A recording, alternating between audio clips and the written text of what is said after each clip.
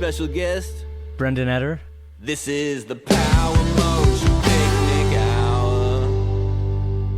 Hello, everyone, and welcome to another edition of the Power Motion Picnic Hour.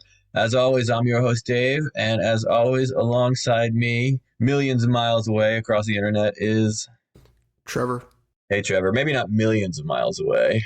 Yeah, I was wondering where you were going with that, but how are you doing, Dave? Oh, I'm doing good. I was just thinking, listening to the theme song, Cue Us In.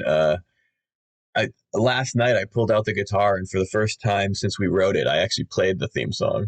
Oh, nice. How did that go? It was great. It was awesome. I played it as if it was just like a song people play sitting around a campfire. Yeah. And the only problem was I actually on the record wrote the music and on the recording play that in like an open tuning, and I picked up a guitar in a standard tuning. But that's fine. It's a pretty basic song, so I was able to switch pretty quickly in my head. You were able to translate it to standard tuning. That's good. In nearly real time. Yeah, thank goodness for everybody else in the room. So did you play this for people or just for yourself? Well, there was one other person in the room, but I was playing for myself. Was the one other person our occasional Gear Shed contributor? Yep, it was our female Gear Shed product tester who also lives in my apartment. Okay, yeah. Very good. Running partner. Yeah. Excellent. Well, that's an exciting update. Yeah, so that's running related, although not running itself. Yes, it references running several times in the lyrics. So how was your week in other running? Week in other running? Well, week in other running was good. I think I ran like maybe 30 something miles this week, all on a treadmill though. Wow. I gotta get outside though. I gotta get back outside maybe tomorrow. I've been really cranking up the incline every time I've been on a treadmill now to nice try to get myself something out of it. And then I was doing some strides for speed, and I ran a nice 10-mile hilly treadmill thing. So it was pretty nice. Nice. Well, I feel like a lot of my unsolicited running advice is usually just centered around the theme of like going slower. But I will say once you crank up to like 15 degrees on the tread and you try that at like, I don't know, 15 degrees, maybe try it at like a 5-mile-per-hour pace, 12-minute mile. And doing that, you're just kind of like, and do it for like 20 minutes straight, and that's a nice little workout. Are you saying super slow? Are you saying the treadmill goes up to 15 degrees? It does. I don't think I got that high yet. Most standard ones go to 15. If you get lucky, you'll find some that go even higher. Okay, I'll test the limits of the one I've been using. I've been going to like 8. Well, but you're probably doing more traditional running, as opposed to the power hiking. No, yeah, I'm doing it at like an 8 to 10 mile run at a decent speed. I like constantly telling fast people to slow down. It seems good life advice. Just chill out, man. Slow down. Yeah. What's the hurry? We categorize other things as running, and but that is actually, I mean, 30 miles. That's a solid week, by the way. I'd love to get back up for sort of during my training peak last year. I was pretty consistently clocking 30 plus miles, and it felt great. And I was running fast, and this was like leading up to last year's race in October. And I've declined like a bit since then. But I'm trying to build the mileage back up a little bit right now. Yeah, I'm trying to do the same thing because I'm looking towards maybe what kind of longer run race I might do this fall, what kind of marathon I might do. So if that's the case, I got to start running. But yeah, how was your weekend running? Yeah, it was good. It was back to just sort of a pretty regular average week of running. Got out the past 3 days, which was good. I'd say I'd give some points for consistency. Still not getting out for quite as, I'm measuring primarily in time, but I'd like to get out for more like 90-minute runs. Even like hour 15. A lot of times it's closer to 45. Sometimes I'll get up to an hour, but I've noticed there's a pretty big difference in like that extra 15 minutes. You can clip a couple more miles, and that adds up, right, over the course of a week. So, oh yeah. Let's see. So yeah, pretty uneventful. I'd say my mindset has been shifting, and I am trying to embrace slower paces and like just being totally okay with that, and trying to just run much more by feel. I'm trying to take a page out of your soul running playbook, and try to just stop worrying about the stats for a little bit, because I think they can get toxic. Interesting. That's chapter 5 out of my not yet published and not yet written book about running. Don't even think about it. Just go. Just go. But I mean, there's something to be said for that, because I had like decent runs, and like and again, you're always kind of like, I don't know, you're in your own head. So it's like, all right, had 2 days and I'm like, oh, well, I was actually like, decently fast. Like that felt pretty good. And then I got out today, and for whatever reason, just, it wasn't there. And I was like, you know what, I'm not going to push it. And like my legs are just, I don't know why they were as fatigued as they were based on not like significant running, but I was just like, all right, I'm just taking it easy. Yeah, that's fine. Like we say, one reason to do it is to have fun. No. So I'm trying to center much more on that, having fun, enjoying being out in the woods as much as I can, having that break, having that time, and less concerned about pace. That's kind of like a focus right now. I've just been trying to get out there for longer runs. What you said about the difference between like maybe a 45-minute and an hour-long run reminded me. A couple days ago, I ran into some neighborhood friends, some of the boys from the neighborhood, adult men, and we were talking about running. But these were a mixed group of non-runners and maybe less runners. People do less running. And someone asked me about runner's high. I love when people ask me about runner's high. They're like curious about it. Curious. They've heard about this thing. Like, I heard you can get high doing that. And what I usually say, like, I don't get a runner's high, like a real runner's high, until about 7.35 miles. Nice. That's like right about, like, you don't get a runner's high at like 4 miles, right? Like, no. No. I mean, and I don't even know exactly what the runner's high is. I think some people, it sounds like you and others, can like more precisely pinpoint it. For me, I'll hit a point, which I think it is, where I just feel so settled in, and like, I don't know, like some people describe it as like the forever pace, where it's just like, okay, it kind of clicks and you can just go, and your legs aren't, you're warmed up fully, your body's warm, you've still got, you've still got a lot of like aerobic capacity and energy, and like you're just going, and it just feels like fantastic. Yeah, that's what I was going to say. I have a friend who I remember recently described it that way, as you get locked into that good like marathon pace where you're in the middle and you just feel like you can run forever. Yeah.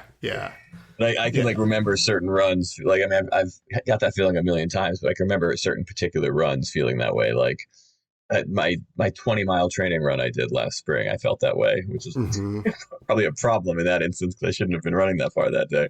Yeah. It's fun. It's cool when that happens. That's like a good run. And or last summer I ran to Rockaway Beach from the West Village of Manhattan, which is nice, pretty far. And if you look it up on the map, but yeah, that was a pretty hot day. It was a beach day, but yeah, I had that feeling at some point in the middle, just running through parts of Brooklyn that nobody runs through. Nice. Yeah. I don't know. There's probably a lot of documentation on runner's high and everything else out there, but I think part of our deal is just experiencing it anew for the first time, like, just describing it as opposed to really understanding it. I don't want to. Some things are just, it's one of life's mysteries. Yeah.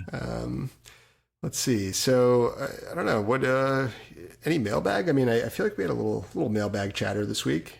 Yeah. I got one mailbag letter. Okay. So I got a question about one of our favorite athletes here at the Power Motion Picnic Hour. Somebody wrote in and said, "Is Tom Bosworth's fastest walking mile faster than his fastest running mile?" Great question. It's a great question. I think we will be able to answer it, but not right now.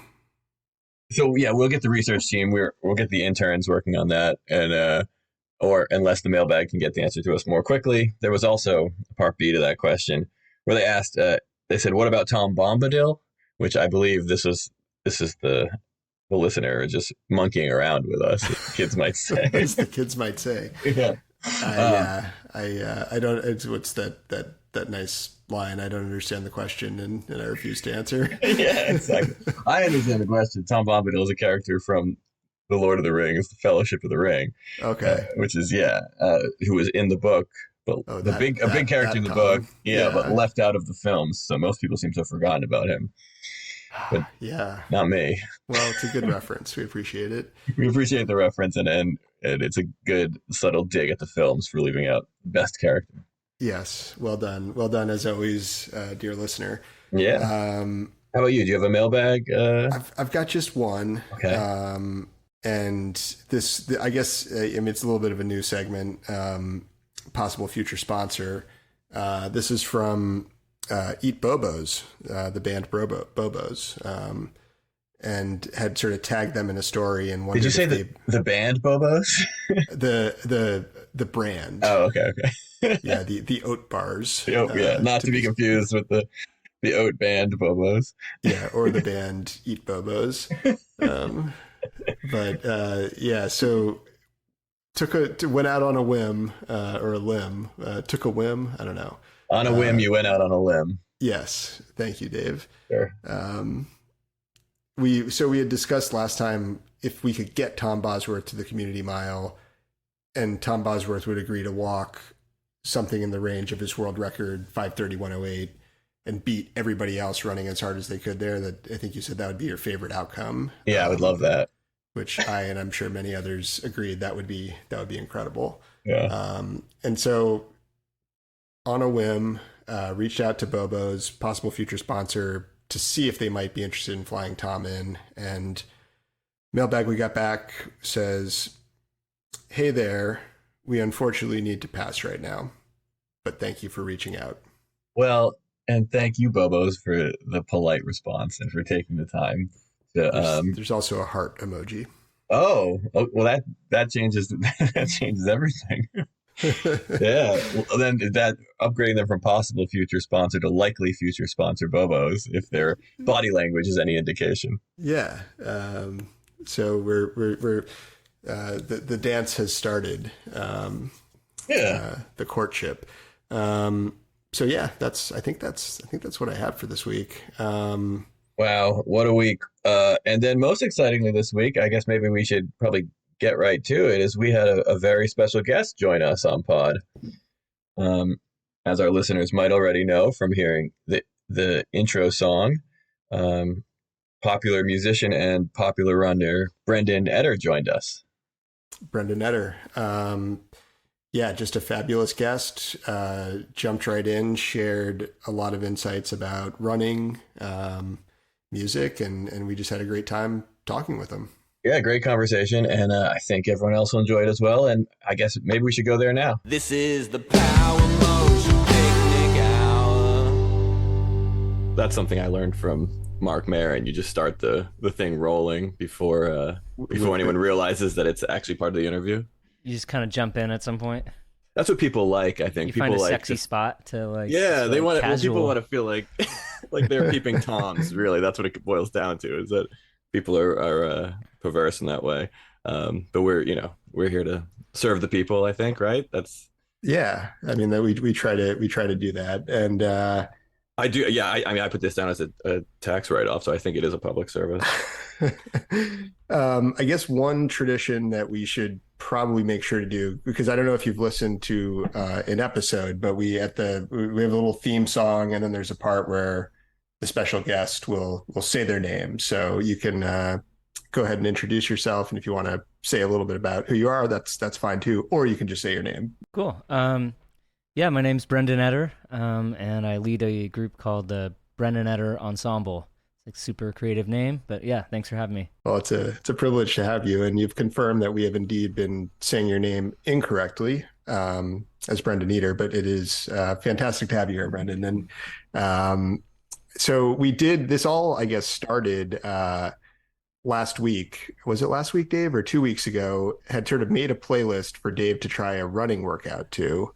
And I threw in one of your tracks, Brendan Eder Ensemble, Overgrown Garden off Cape Cod Cottage.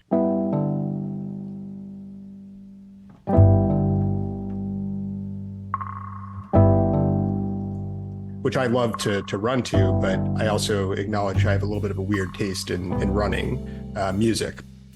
And so I thought maybe that would throw Dave off. The rest of it was a little bit more upbeat. And I think I shared the playlist with you, but it turned out that was his favorite song of the 14. Yeah, as I said on that episode, it was Trevor made me a 14-song playlist full of 13 artists that I was not familiar with. That's awesome. And it was a great, yeah. And I was doing a strides for speed, whatever interval workout, and it was great. And he asked how I liked the playlist, and yeah, your track that he included, I said I brought up first as my favorite track.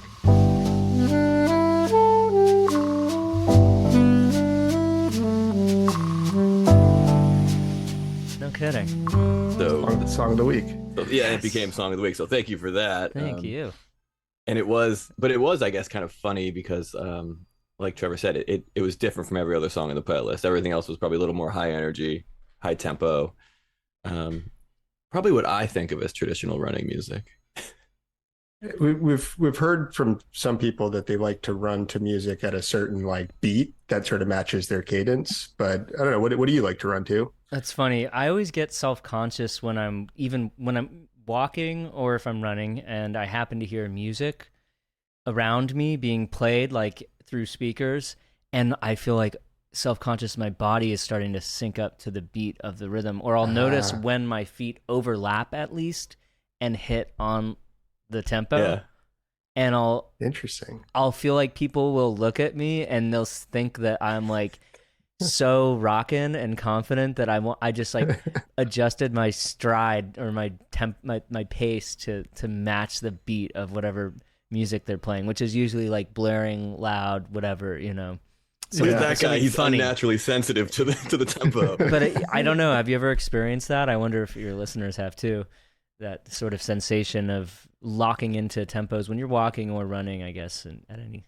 I have. I mean, I think I'm pretty sensitive to that stuff. Maybe it's a musician thing, but maybe it's a runner thing. I feel like I go further back even than running. That when I was a kid, if I was in the car on a long trip, and I would like watch the windshield wipers or listen to them, that's for the moment that they would sync up with the windshield wipers then would of course never satisfy you, and they would unsync immediately.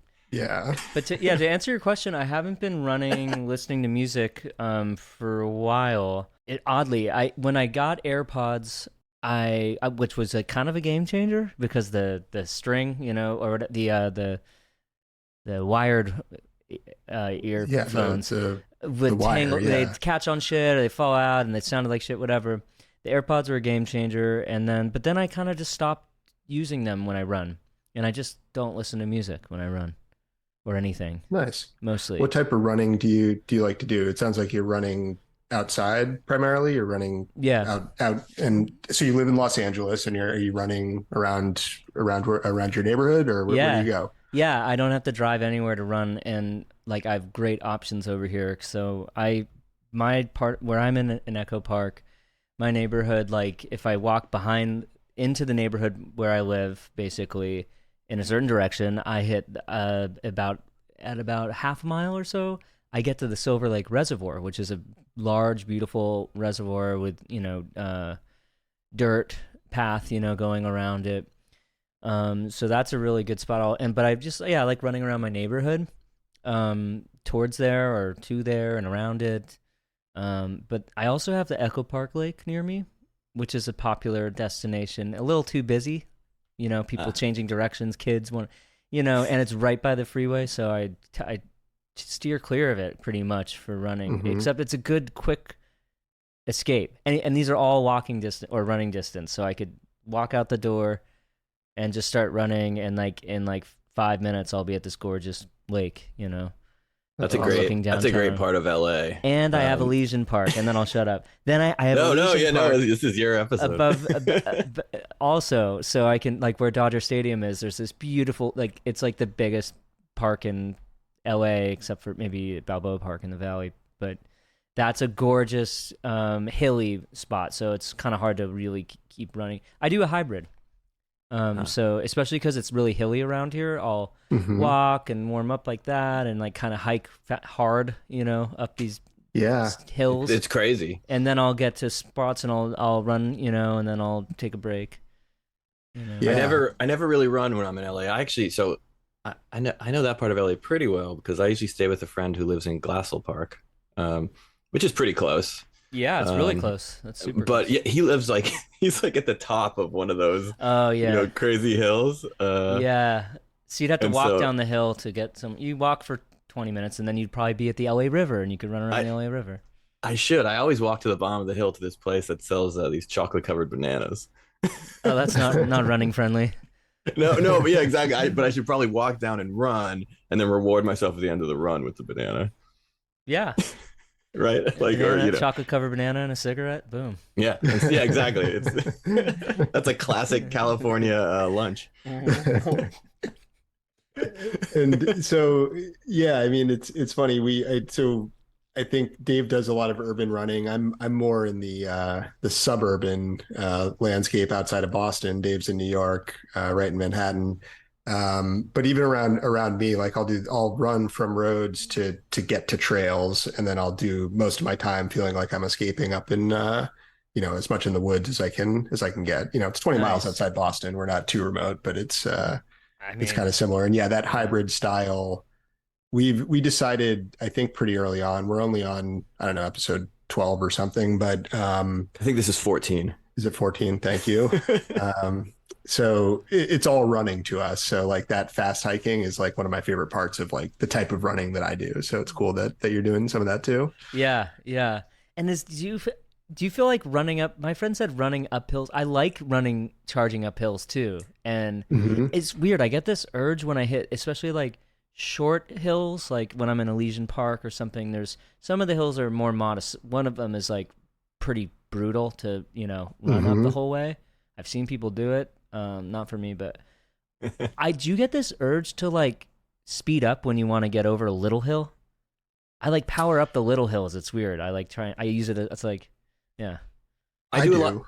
Yeah, I do a lot of New York road runners races in New York City, like 4 miles, 5K, 10K, and I feel like people slow down at the hills, and that in those races that makes me want to speed up at the hills. Right.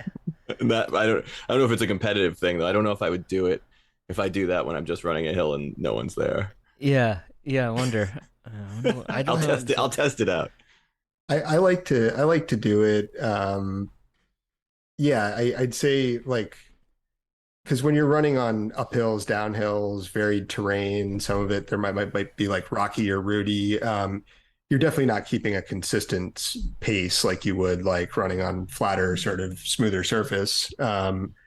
So yeah, I'll try to, yeah, sometimes I'll take a hill hard. Sometimes I'll try to get some sort of speed on the downhills, and that feels good. But yeah, I love running like that. Sort of sometimes with a little hill too, it's easier if you're just like, all right, I'm just going to sprint this thing and get it Yeah. over quickly. I like. Yeah. Yeah. Maybe that must be it.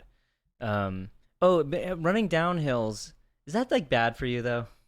I think it's You gotta bad for be your careful. knees. Right. It can take a toll. You want to save it. You don't want to do that like too much. But I think it is important to like get some of the muscular sort of it's like a different set of Yeah. muscles. So you want to make sure you're doing some of that if downhill is part of like your running plans. Yeah. Like, if I go down a hill, I just kind of like try and control the speed, and I'm like, okay, Hmm. whatever muscles I'm using here, I'm engaging, and it's a little unique compared to the rest of the run, and yeah, maybe that's gonna help me down the road. Yeah, You know, yeah. Well, do you have some running goals? So you like a little bit of hybrid-y stuff. Do you ever get like out north of LA or anything like that into some of the mountains? Or what type of goals do you have in terms of your running? it's purely like I need to get out of the house like every day and get outside. I love my neighborhood, so I have like no ambition to run anywhere else Nice. unless I happen to be in that place. So That's I cool. never feel the reason to leave. I have just like good options around here. I like I That's have awesome. yeah, I have routines. that same problem. I live near the Hudson River and it's like amazing to run Ooh, by. So yeah. like, but I don't even motivate often to go run enough in Central Park, which is also very close. But I should do because it's a good way to bring more hills into my running. Hmm. Yeah, I mean, I don't need to be more motivated. If I'm exercising, I'm happy that I'm If you're, yeah. I mean, if you're just loving what you're doing, like that's all that matters. So maybe like if you don't mind, we could shift a little bit because I do want to ask you a bit about Cape Cod Cottage and Edward Blankman. So was Edward Blankman a runner, do you think? Or can you tell us a little bit about the story there? And I think he was never in great shape. He was just kind of naturally kind of thin, you know. Mhm. I'm guessing that's how I imagine him. He was a Uh, dentist, is that yeah, right? he's a dentist, so he's on his feet a lot, you know. And for the listeners that might not be familiar with the full backstory, so this was an album you released with the ensemble in 2021, is that right? Yeah. Okay. And so yeah, I love the sort of concept behind it. If you can you describe that for our Yes. listeners? Yeah, so the concept or the story goes there once upon a time I made this character, this dentist named Edward Blankman, and what his story is that he was a hobbyist musician and just had just a very traditional kind of life where he, you know, did his dentist practice and loved his wife and all that. And then he his wife died kind of suddenly right when when he was retiring, right when and they were going to move to Cape Cod. So he ends up moving there without her to the, you know, and he buys this Wurlitzer electric upright piano, and he has a T-Act tape machine, and he starts putting, you know, making music as like an amateur. And what happened to him is, well, so he was going through all this grief, but also this new chapter in his life and in a new environment. So there's a range of sort of emotion to the album, but the backstory is like this guy's, you know, in a difficult time, but also like kind of a beautiful story. I feel like, and then the music's just him on his Wurlitzer, and he gets this idea to hire local musicians in Boston. So he travels to Boston with his T-Act tape machine. He had spent all this time making these charts, and he scouts around and he finds these people in the Boston jazz scene. So this all in the 70s, by the way. Sets up a session, and they record this. Then, of course, no one ever heard it. He died, and then now we've found the music. And the music and all of that is completely made up, correct? All made up, yeah. All the All photos and everything that I put together for the album and the whole story is all made up. And what about the picture, the cover?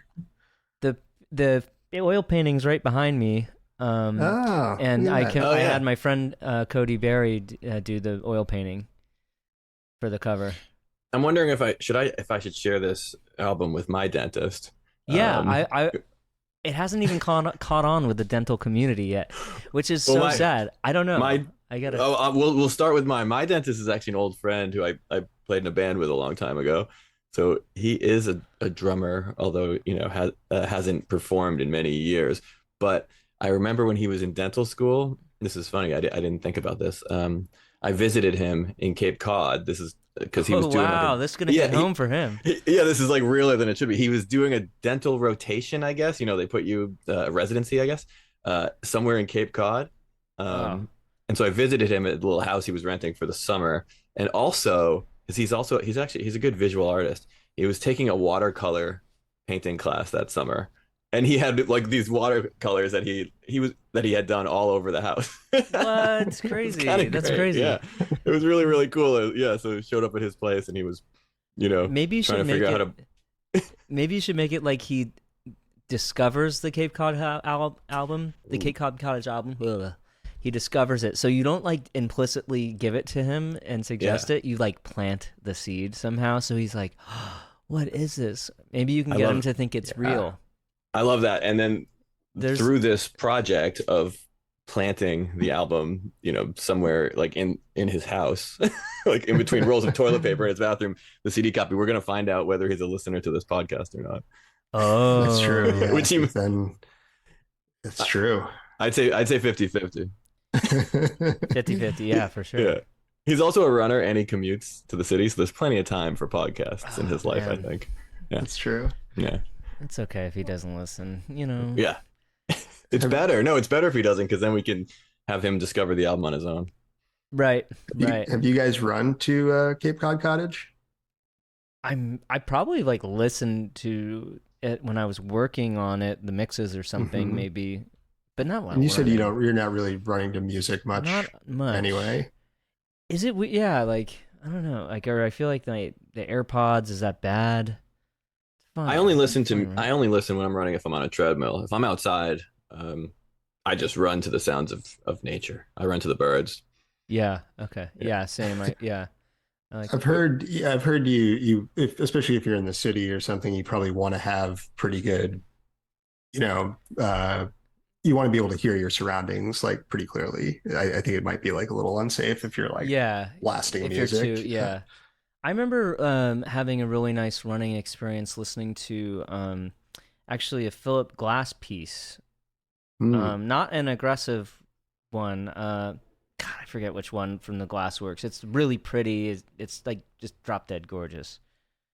that's Um, awesome. Yeah, I I like can't remember what listening it's to that called kind of right now. stuff. Just the sort of like minimalism, a decent amount of like space and because yeah, unlike sort of what we were talking about earlier with the tempo and kind of locking into that, I kind of like the passage of time and sort of using Yeah, that type of music to help kind like of. expand it a little bit, you know? Yeah, yeah. Maybe it makes it almost more pleasant. Like if the more like aggressive or quick the music is, maybe it makes you feel like time is passing slower, or like there's more like I don't know, you get more anxious or something, and you can kind Yeah, of trick your body more into just like basically doing a better job at enduring like a good run with something yeah. more ambient or Yeah, well, Trevor open really. runs to like you run to like really ambient stuff, right? Like I guess like Not all the time, but yeah, it's certainly sometimes, and for longer runs, definitely, where you really get into the slog and a lot of stuff that to the outsider might not resemble running, much sort of faster walking and hiking, and pushing the limits of how slow you can run. just trying to take the next Those, step. yeah. Yeah. I'm not a very I slow runner. You're fat. How? Yeah. What kind of I distances do you don't usually do? I don't do a lot. You guys sound like you probably run like way more pro than me. Probably not. Probably not. We are very Eh, I try to we're run a non-elite mile avid we're very runners. middle of the road. middle of the Middle of road. the road. Yeah. Recently, at least, I've been I run a mile, like, and because I got one of the Apple Watches because I got a new Hmm. computer and they gave me a coupon, so I got an Apple Watch. So now I can Nice. see how fast I roughly, I guess, I'm running a mile. I don't know if how well the GPS is working in my neighborhood. But anyway, so I look at the thing and I'm like trying to book it so I can be fast. That's my new Hmm. thing. So I'm trying to do like a fast mile, and then if I don't know, maybe a couple times I've done it, so I just go straight 2 miles, like pretty fast Hmm. on the first one at least. Um, and but that's kind of it. Like I kind of like a 2 mile ish of running straight, but then the hybrid thing, I'll end up being out for 5 6 miles Nice. traveling around, and some of it I'll run, some of it I'll hike, some of it I'll walk. But Yeah, recently it's that's the similar quick to like mile, and then yeah. I'll have to start walking because I feel like my body will just be like I'm still not like it's not like in the best shape or something. It's Um, hard to sustain like a fast effort like that. We've yeah, recently got into the idea of fast miles, though, actually, because yeah, we do usually run a bit longer. I did my first marathon in May, and Trevor does these. I don't know what they're called. These like marathon-ish things in the mountains. damn. So What would you call? how Yeah, long are you talking about running straight without stopping, basically? well, Three it to just 7 miles. remember running is a very broad spectrum of ambulation. Like hours, like the longest ones are like between 8 and 10 hours, and you're Hours. trying to just keep moving for most of it. And Like so you're a lot of doing it, so when you're getting really low on juice, you're doing like a weird run. you're eating weird he's eating. stuff. Yeah, I'm eating, He's eating out there. just trying to take in calories. Once you get over like 2 or 3 hours, you You need to take in calories as you're doing this you stuff. seriously do that? Yeah, Eight not like a hour lot. And runs? like I do it a few times a year. I'll try to plan like Oh this year my I've got sort of god. two sort of bigger ones that I'm pretty excited about. Um, Holy Our first guest on this show has done multiple 100-mile races. Oh And, my god. Yeah. And during that, and he was talking about, during that interview, I learned about how far you can actually run, or people do. And apparently there's 250-mile races. And that's when I learned that kind of running and that kind of race distance involves a portion of your run where you're actually not running, but you're laying down and sleeping. Yeah, right. Yeah. Like they do. If you're going to run 250 miles, you have to take a break, right? Yeah. It's like, do you take a few 2-hour breaks, or do you take one like 4 or 5 hour break? I am granted, I haven't done anything. I haven't done anything remotely close to that, but I'm 8 aware, hours we're aware is insane. of it. Yeah. What It's the crazy. hell? You're crazy. It's like a long day of hiking. What's your Like, normal so routine? that's the thing. My normal is just what you were describing, 5 or 6 miles, Right. a And you little just bit of kinda- hybrid. Yeah. If I can get more time, I'll go out longer, like 90 minutes, and maybe, Yeah. I love it when I can do that more frequently, but sometimes it's busy, you can only get out for 45 minutes, an hour, or something like that. But yeah, don't like get us wrong. We are like in this world of that type of running. I'm very, very average. Oh, well, I don't mind if someone's extreme runner and that's my motto. I've only run 20 miles or farther twice. So That's crazy though. I don't even Yeah. go that far. The longest I ran this week I did a 10-mile, but Wow. I mean, that's good. That's a good distance. I need to push myself harder. I mean, I'm gonna go backpacking next week for like 3 days at like 10,000 Nice. feet and Yeah. stuff like that. So I bet when I get back from that, I'm gonna be like, all right, I feel like my endurance, like I don't push it too much lately, and I just kind of get out, do it, and like I'm not challenging myself too much, and also my lower back gets stiff because I'm not like I'm like hanging out watching TV at night and like putting my feet up on my desk, like in weird ways, like I do that, and it's really my lower back will get stiff, and that'll like bug me sometimes, like that's happening right now. Yeah, now that you mentioned, my back is pain all the time, and now that we've drawn attention to it, I'm thinking about it. Oh, so sore. So when you go backpacking, you're going to have like, I don't know, a 30, 40 pound backpack, I'm guessing, something like that. Just imagine moving over the same terrain with just much lighter rig. Like you don't have any sleeping stuff. You And just have slightly basically running. water and food. And that's kind of the type of running that like, if you're interested, if you're curious about that, just imagine losing the 40 pounds and you can just go a lot faster. Oh yeah, totally. No, that's what I like about Elysian Park here. It's like you're trail running, Yeah. It seemed like there's you were stuff sort of around, like interested in you that break your stuff. ankle if you aren't looking, and like the Right. terrain is kind of engaging. Is Elysian Park, that's the one right by Dodger Stadium? Yeah. Okay, yeah, cool, sweet. I went to a Dodgers game last time I was in LA. It was awesome. Oh yeah, cool. I'd never been before, so I hardly ever go. It's like right. you can like see it. Yeah. Like almost see it as you turn around and like glance out your window. I gotta run more next time I'm there instead of spending so much time eating bananas. Yeah, get out, hook up with Brendan and go to Echo Park. Yeah. It does sound perfect. I never run with people. Do you guys do that?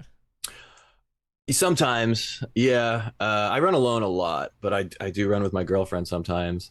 And then It's hot. And then recently, yeah, that's why. It's not like it doesn't make me fast or anything. And then Trevor recently came to New York and we did a 5K together. Wow. We did do that. Yeah. But most of the time I'm running by myself. For some of that bigger stuff, like the planned stuff, it's fun to have a friend. The most recent one I did solo. That was kind of a cool experience. So yeah, it's a mix. Yeah. I bet those Yeah, long ones you want to have people or someone around. Yeah, you at least, you don't want to be die. like out completely by yourself. Yeah. You don't want to die. What happens when you get that sunstroke, that heat stroke, and diarrhea at the same time? Yeah. Well, this brings me back to our interview with popular runner Jim Pergolesi talking about one of his 100-mile races. We're at mile 80 something. He hallucinated an owl, or he might not have hallucinated an owl. Oh. There's no way to know.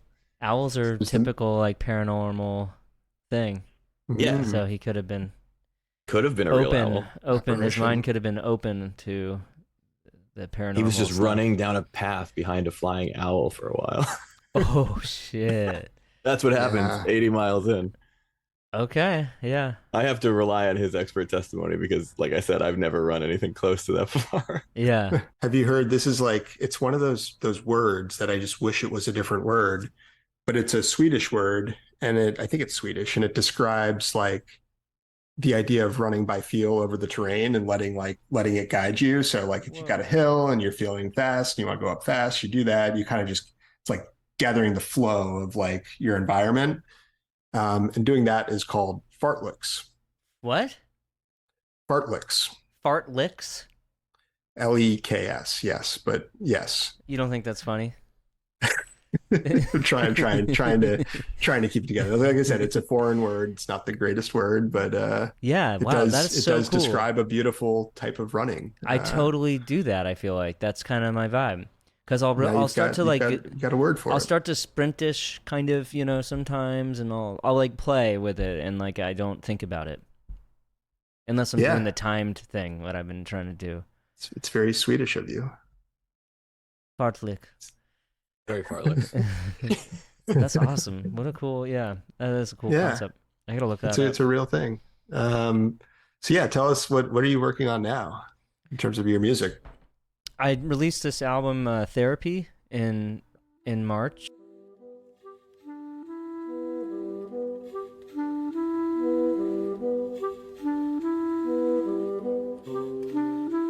Still kind of trying to get that out, the word out on that, and figure out if I can play some shows like on the East Coast. Awesome.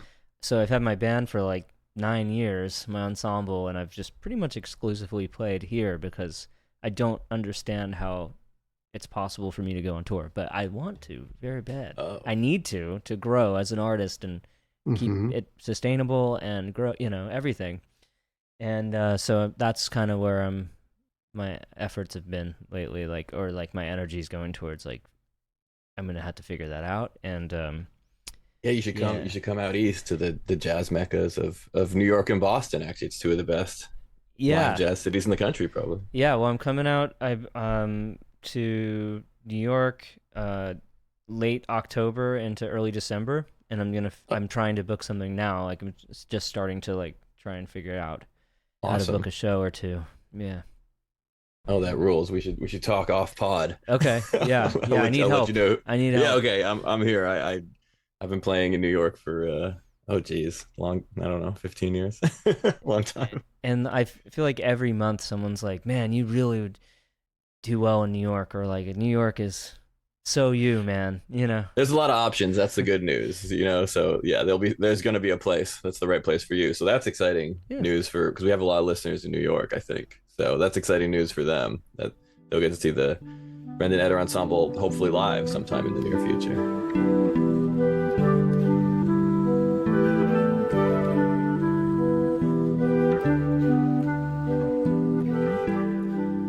Yeah, I did a show at this church in LA, produced this crazy concert, and it was like just all the stops out, and it was perfect. It sounded amazing. Awesome. And Oh, nice. and we didn't rehearse it until the day of, like at the venue. Like, it's something I could do on the road, I think. It's Do you have- hard. Is the ensemble the same people? Has it been No. the same people for 9 years? Oh, No, yeah, it can change. Cool. And I try and keep the same people if they're down, yeah, it's hard. around. Yeah. Yeah, they can't prioritize my group above, better paying gigs and, whatever other things they might be that are going on. Everybody's on their own journey. Yeah. Yeah. on some level. Yeah. Well, that's exciting news, though, and then maybe squeeze in some runs when you're in New York as well. Yeah. My parents live in Kingston, New York. They have a row machine too. That's kind of fun. Nice. I'm like the only one who uses it. Like, I think my Kingston's- dad got it. He's like, "Yeah, I'm gonna," and then he didn't. Did you grow up there? Kingston's great. No, That's, I grew up in LA, but my parents Okay. moved there like 6 or 7 years ago or something. Years ago, I was on a label that was half based in Austin and half based in Kingston, New York. Oh, huh. Isn't that funny? Yeah. So I spent a little bit of time up there. Yeah, it's nice. It got really popular during the pandemic. More young people. Yeah, you when know. people wanted to get the hell out of New York, I yeah, guess. yeah, and the real estate, like it made a lot of sense for people. They that missed had enough out. Money. New York was a great place to be during the pandemic. It got real weird. Did a lot of great running. Yeah, there wasn't much else to do, so I did a lot of laps around Manhattan. Hell yeah. Damn, that's awesome. Yeah. Ghost Town. Yeah. Wait, I wanted to squeeze in a quick yeah. one more question about Cape Cod Cottage Yeah. before, because we are going to run out of time soon. So what's your connection, if any, to Cape Cod and then to the Boston jazz scene, possibly Berkeley Cape related? Cod, growing up, my family come to the East Coast sometimes because that's where both of my parents are originally from. And so they had friends that lived in Cape Cod, for instance, or so we'd go there, and there's this one guy in particular, this guy George, and he had an old house in Wellfleet. So it really just, inspired me, I guess, a little bit when I was a kid. Cool. Yeah, so I kind of circled back. That's awesome. Yeah, it's a cool and beautiful place, Cape Cod. Yeah, it is. And what about any? Sorry, go ahead. Oh no, that's it. And any experience with the Boston jazz scene or Berkeley College of Music or any of that? Nothing. No, cool place. Yeah. Oh yeah, it's gonna cut us out, isn't it? It is gonna soon. So I guess we should end the show. But Brendan, thank you so much. Thanks for having me. It's been a pleasure. Yeah, thanks so much for doing this. Yeah, really appreciate it. Yeah, thanks for having me. And on. We didn't have enough time to talk about Mike Watt as much as we would have wanted, but there's always the future. I'll come back. Hells yeah. If someone drops out, just hit me up. I'm down. This is the Power Motion Picnic Hour. Wow. Thanks again to Brendan Eder for joining us. What a great conversation. Yeah, really awesome. Thank you, Brendan. Can't wait to see you on the East Coast. We're looking forward to that. And can't wait to have you back. Yeah, so much good breaking news out of that segment. Not just a conversation about music and running and a few other tangents, but also breaking news about the Brendan Eder Ensemble coming to the Northeast in the near future. I think it's really cool as we're talking about this, and he was describing both his running and his music. He's like a very locally centered person. It seems like he's just very happy in his neighborhood, loves the neighborhood, plays a vast majority of the shows, I think for logistical and other reasons, in the LA area. And it was kind of cool how much he just enjoys where he is. I thought that was very cool. Yeah, I mean, despite how incredibly different Echo Park is from the West Village of Manhattan, actually, I think he and I have kind of a similar thing going on where we both live in kind of cool neighborhoods that we love, and we love running in our neighborhoods. And so why change it? Yeah, I think that's really cool. So, one question I should have asked him was, every now and then I get the impulse of like, should I move to LA? I wonder if he ever gets that about New York. I don't think LA people get that. I feel like LA and New York people do that like respectively. I feel like it's a fairly common thing. Yeah, they're just very opposite, but there's a similar appeal to LA and New York, despite how incredibly different they are. I mean, they're both very large, and with that comes like a certain amount of, I don't know, like freedom or something. Like there's just, you see everybody in LA, and you see everybody in New York. You don't necessarily see that in a lot of places. Like they're just much more like diversity. Yeah, and they're both not provincial. What's the opposite of that? Yeah, they're both very the opposite of that. Yeah, whatever the opposite of provincial is, Rome. Yeah. All roads lead to New York or LA. Cultured. Or something. I don't know. Well, anyway, we'll rely on our listeners to help us with that one, as always. I think we are probably just about running out of time, which is one of our favorite catchphrases here in the Power Motion Picnic Hour. But an exciting week, and until next time, onward.